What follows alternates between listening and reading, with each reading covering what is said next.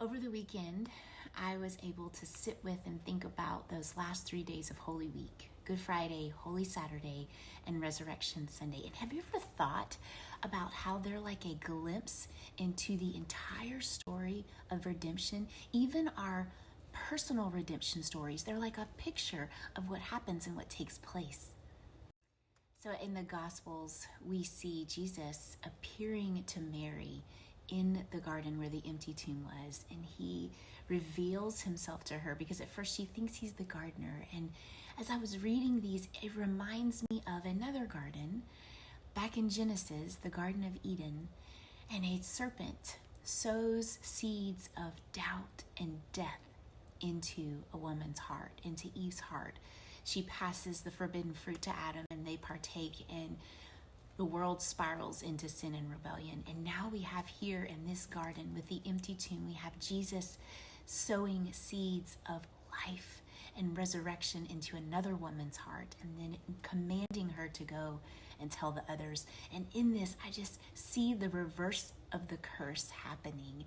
It's happening, it's beginning, new beginnings are happening here. You know, the word Genesis means beginnings or beginning. And so here in this garden with the empty tomb, we see a new beginning. On Easter Sunday, we see Genesis again. We see the reverse of the curse, that God is making all things new.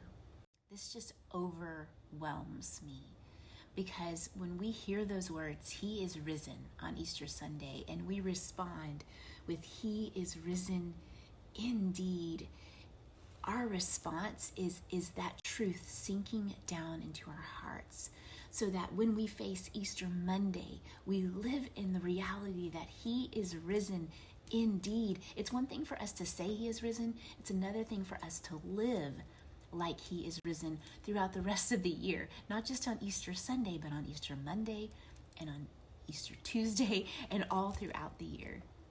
So as I think about these last 3 days of Holy Week, Good Friday, Holy Saturday, and Easter Sunday, and how they're like a mini sermon of the story of redemption, we place our faith and our hope and our trust in the finished work of Christ on the cross. That's Good Friday. And then in Holy Saturday, we rest. We rest in that finished work because Christ has done it.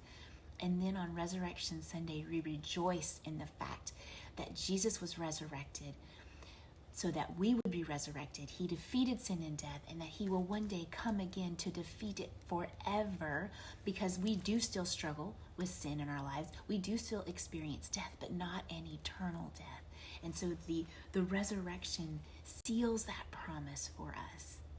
One of my favorite readings from Holy Saturday was Hebrews 4:10, and I encourage you to go read the entire chapter of Hebrews 4, but I'm going to read verse 10 to you right now, and it says this: "For whoever has entered God's rest has also rested from his works, as God did from His." This is such an encouragement to us as we live in that Holy Saturday.